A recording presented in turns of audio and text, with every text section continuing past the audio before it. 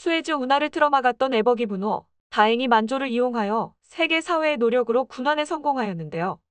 하지만 수에즈 운하를 보유하고 있는 이집트를 비롯하여 세계 여론은 이번 사건의 책임에 대해 에버기 분의 선사인 쇼헤이 기센을 지목했는데요. 이에 쇼헤이 기센은 웬만한 국가의 1년 예산을 웃도는 배상금을 지불해야 하는 위기에 놓여 있습니다.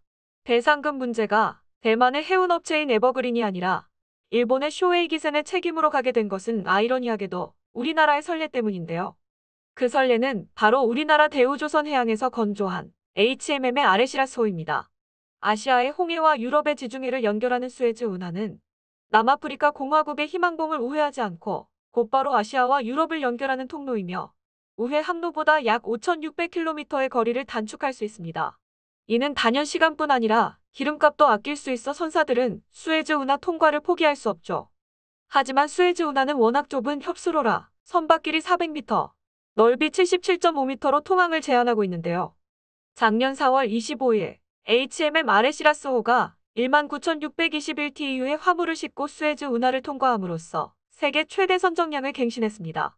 이는 최대 규모 자동차 운반선이 5번에 걸쳐 운송해야 하는 양을 단 한 번에 운반할 수 있는 규모이며 화물을 생수로 싣는다면 1TEU에 약 3만 개, 약 5억 9천만 개를 실을 수 있습니다. 유럽연합 회원국 전체 인구가 한 병씩 나눠 먹고도 남는 양입니다. 또한 가정용 휴지를 싣는다면 총 2억 7,469만 개를 실을 수 있으며 이는 유럽연합 회원국 전체 인구 중 절반 이상의 사람들이 일로씩 사용할 수 있는 분량이고 성인 운동화를 실을 경우 총 9,810만 개를 실을 수 있으며 이는 우리나라 10세 이상 국민을 대상으로 2켤레씩 나눌 수 있는 양이죠. 수에즈 운하를 통과할 수 있는 선박 최대치 기준인 수에즈 맥스 기준에 따른 세계 최대 컨테이너선은 우리나라 HMM의 아레시라스호가 된 것입니다.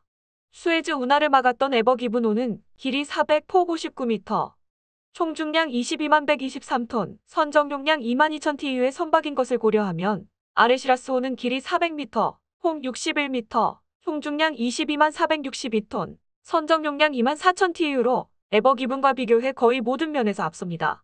이러한 것 때문에 우리나라 조선 기술의 우수성과 맞물려 에버기브노가 사용했던 저유황유의 치명적인 단점이 부각되기 시작했습니다. 하지만 국제해사기구에서 발표한 IMO 2020에서 선박들이 사용하는 연료윤회, 황함유 기준량이 3.5%에서 0.5%로 강화했기 때문에 기존의 벙커유를 사용하는 선박들은 개방형 스크러버 사용이나 저유황유 사용은 불가피한데요. 개방형 스크러버는 해양환경오염 등의 문제로 오만뿐 아니라 이미 프랑스, 포르투갈, 스페인, 싱가포르, 미국 등 25개국 항구에서 금지하고 있습니다. 하지만 점성이 높은 고유황유에 맞춰 만들어진 엔진에 갑작스럽게 묽은 저유황유가 투입되면 엔진 고장 문제를 일으킵니다. 이는 선박이 운항 중에 멈추거나 대형 사고로 이어질 수도 있는데요. 상황이 이렇다 보니 선사들은 고유황유에 비해 더 비싼 저유황유를 사용하고도 엔진 고장 리스크가 안고 있는 것이죠. 문제 많은 저유황유의 사용은 이번 수에즈 운하 사례로 수심이 낮은 협수로를 항해할 때 특히 더 조심해야 되는데요. 만약 엔진 고장을 일으켜 저초되면 다른 선사에도 피해를 주면서 해당 선사는 배상금 지불로 파산할 수 있을 정도의 손해를 보게 되는 교훈을 주었습니다. 하지만 세계의 악재가 우리나라 조선업계에는 호재인데요. 세계 선사들은 자연스럽게 LNG 추진선에 몰리고 있습니다.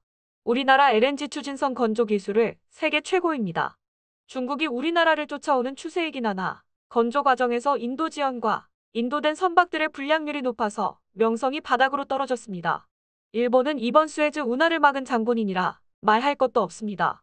안 그래도 LNG 추진선 수주 세계 1위인 우리나라 조선업 빅3는 타국과의 경쟁은 신경 쓰지 않고 한국 내에서 경쟁이 될 것 같습니다.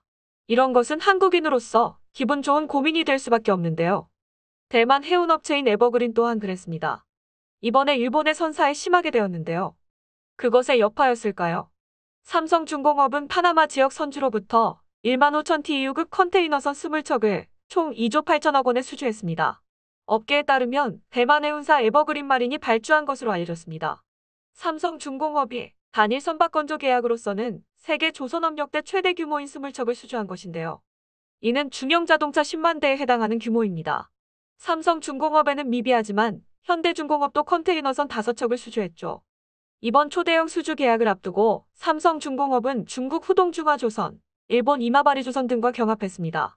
업계에선 한국과 중국이 물량을 절반씩 나눠 받을 것으로 예상했지만 삼성중공업이 싹쓸이 수주에 성공했습니다. 경합 과정에서 삼성중공업의 우수한 기술력도 한몫했지만 수에즈 운하 사건으로 인해 일본 조선사는 이미 신임을 잃은 뒤이고 중국 조선사는 반중 감정과 인도 지원, 완성된 선박의 불량률 등이 작용했을 거라 예상됩니다. 이번에 삼성중공업이 수주한 컨테이너선은 연료 절감 기술과 차세대 스마트십 솔루션, S배슬이 탑재된 스마트 선박입니다.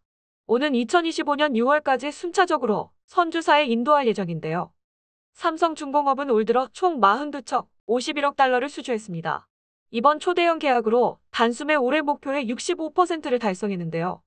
작년 11월 말에서야 30%를 달성한 것과 비교하면 상당히 빠른 속도고 수주 잔고도 258억 달러로 늘어나 5년 내 최고치를 기록했습니다. 삼성중공업 관계자는 올 들어 해상 물동량 회복, 운임 인상 등 글로벌 발주 환경이 호전되면서 컨테이너선과 원유 운반선을 중심으로 수주가 늘어나고 있다며 확고한 시장 지배력을 바탕으로 수주 목표 달성에 최선을 다할 것이라고 밝혔습니다. 영국의 조선해운 시장 조사기관인 클락스 리서치에 따르면 올해 전 세계에서 발주된 12,000 TEU급 이상 대형 컨테이너선 총 66척 중 삼성중공업이 절반을 수주해 시장 점유율 1위를 기록했습니다. 이렇게 잭팟을 터뜨린 기업이 있는가 하면 울며 겨자 먹기로 수에즈 운하 통과를 포기한 상선들도 있습니다. 수에즈 운하 통항 서비스 업체인 레스 에이전시스에 따르면 현재 운하에 대기 중인 선박은 모두 367척에 달하는데요. 이 대기 중인 선박들이 모두 통과하려면 일주일이 넘게 소요되는 것으로 전해졌습니다. 때문에 더 이상 지체할 수 없는 몇몇 선사들은 약 5,600km를 돌아가는 희망봉 우회로를 선택했는데요. 희망봉 우회로의 단점은 훨씬 더 먼 거리를 돌아가야 하는 것도 있지만 더 치명적인 것은 희망봉을 돌아 서아프리카 해역은 해적들의 새로운 무대이기 때문입니다.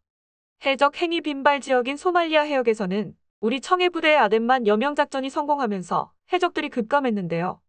일자리를 잃은 해적들은 오히려 상선에 취직해 무장경호원으로 근무하는 경우도 있었지만 일부 해적들은 근거지를 서아프리카 쪽으로 옮겼습니다. 가나, 코트디부아르, 토고, 나이지리아, 콩고 등 기니만 인근 해역에서는 석방금을 노리고 선원을 납치하는 사례가 늘어나고 있는데요. 2017년 전 세계 해적 공격의 25%, 선원 납치 피해의 86.7%가 이 해역에서 발생했습니다. 특히 성능이 우수한 총기 소재, 묘방 및 저반 중 공격이 많은 다른 해역과는 달리 항해 중인 선박을 대상으로 공격을 감행한 게 특징이죠. 2018년에는 서아프리카 가나 해역에서 한국인 3명이 피랍되어 우리 선원들을 구하기 위해 정부 차원에서 긴급 대책을 마련하면서 청해부대를 급파한 경우도 있었습니다. 당시 우리 외교부는 한국 국적대표가 운영하는 선사에 500톤급 참치잡이 어선인 마린 711호의 한국인 선장, 항해사 기관사가 피랍돼 가나, 나이지리아 등 관련국과 소재 파악을 위한 공조에 나섰다고 밝혔습니다. 납치 세력은 가나 아크라 연안에서 선박을 납치한 뒤 대부분의 가나인 선원들은 내버려두고 이들 한국인 3명만을 고속정에 태운 채 나이지리아 해역으로 달아난 것입니다. 당시 청해부대 26진으로 파견된 문무대왕함을 가나로 급파하였는데요. 무력 작전은 없었지만 억류됐던 한국인 선원 3명은 무사히 32일 만에 풀려나는 등 작년까지 서아프리카 해역에서 활동하는 해적들에 의해 우리 선원들이 피랍됐다 풀려나는 일이 빈번했습니다. 현재까지 해적의 공격을 받은 것은 상대적으로 규모가 작은 원양어선이었는데요. 상선은 선적 화물까지 있어 더 큰 몸값을 요구하기 위해 해적들의 공격 대상이 될 가능성이 큽니다. 수에즈 운하 사태와 맞물려 대한민국 정부는 희망봉 우회로를 항해하는 우리 상선을 보호하기 위해 청해부대를 파견하기로 결정했는데요. 국방부 관계자는 현재까지 희망봉 우회 노선을 선택한 우리 선박은 현대상선 선박 등 3척인 것으로 파악됐다며 청해부대는 우회 항로를 통항하는 우리 선박을 해적으로부터 보호하는 임무를 수행할 것이라고 말했습니다. 운명의 장난일까요? 이번에 파견된 우리 구축함은 2018년 청해부대 26진으로 파견되었던 문무대왕함입니다. 문무대왕함은 서아프리카 해역에 급파되었던 경험 때문에 해당 해역에 대한 데이터를 많이 축적하고 있습니다. 문무대왕함은 특수전 장병으로 구성된 검문검색대와 해상작전 헬기를 운용하는 항공대 장병 등 300여 명으로 구성돼 우리 상선들의 생명과 재산을 보호해 줄 것이라 기대하는데요. 하수에즈 운하가 정상적으로 운영될 때까지 희망봉 우회 항로를 항해는 우리 선박의 안전항해를 기원합니다. 끝까지 시청해 주셔서 감사합니다. 도움이 되셨다면 좋아요를, 다른 이야기도 궁금하시면 구독을 눌러주세요.